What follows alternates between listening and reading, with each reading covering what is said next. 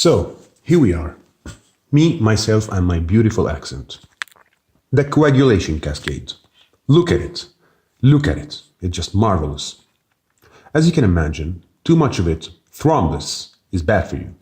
Too little, hemorrhage, bad for you. Everything needs to be just right. Think of it this way. Anything can F it up. The 3 Ds, for instance. Drugs, disease, and disorders. Genetic. If you would be so kind to look at the Roman numbers from the upper left. 12, 11, 9, 10. 12, 11, 9, 10. And the upper right. 7, 10. 7, 10, 12, 11, 9, 10. I see a pattern here, don't you? Both of them lead to 10. Both of them cause coagulation and both lead to 10. So in theory and practice, we can play around with these factors as it is needed for each patient. These factors are proteins, as in blood proteins, as in liver-made proteins, as in liver-made proteins with the help of vitamin K. Now I know, I admit it. Just like me, you hated memorizing vitamins. But vitamin K is a particular vitamin. It's a donor. No, not that donor. It's a carboxylic group donor, and it gives it to the proteins while they are synthesized in the liver, the coagulation proteins. So, as you can guess, we can assess the hepatic functionality from the concentration of these proteins in the blood. Those factors make up the intrinsic and extrinsic pathways, as you can see on the screen. The intrinsic pathway, from its name obviously, it's intrinsic to the blood, meaning it is in the blood, is initiated by the 12th factor. Number 12, Hageman, I don't really know how to pronounce it. Just remember, 12, 11, 9, 10. Number 12 is just a sassy factor. It gets all excited when in contact with just about anything, just anything. Collagen, basal membrane, extracellular matrix, and any other particle not usually present in the blood. It is cleaved even if someone offends it in the other room. Believe me, I've tried it. Granny wasn't the same person after that incident. So, this process is perfectly logical if you think about it.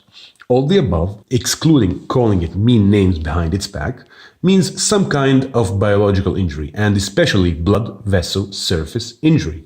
So, biological injury that exposes components never before exposed to the blood gets all worked up, leading to the activation of factor 12 that goes to activate factor 10.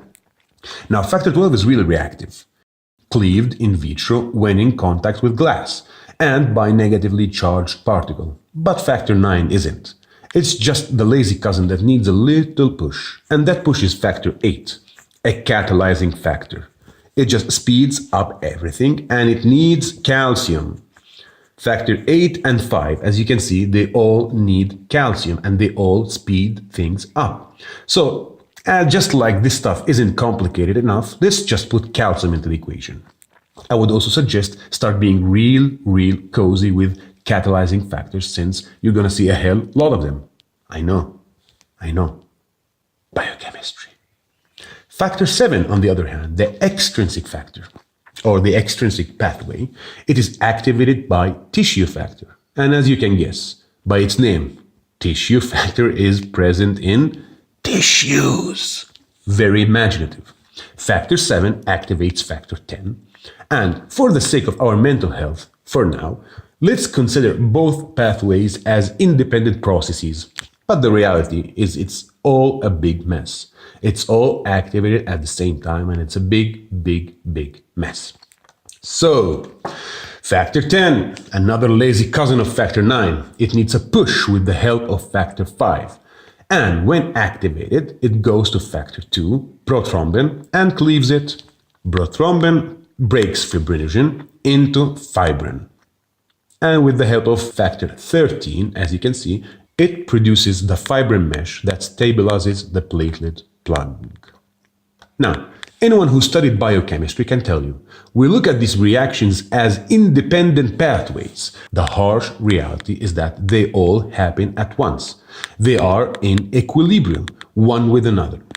You have to understand this stuff because everything in the body, All processes are in equilibrium one with another. And it's only when that equilibrium is broken or shifted that we arrive to a real response. That's it. That's the coagulation cascade in a nutshell. It's all in equilibrium. As you can see, there's a lot to enjoy in this diagram. And by enjoy, I mean asking yourself the real hard questions, like, if factor 8 and 5 accelerate the process, what happens if they are mutated? Well, that's a story for another time. For now, just remember, medicine is not difficult. It's just complicated.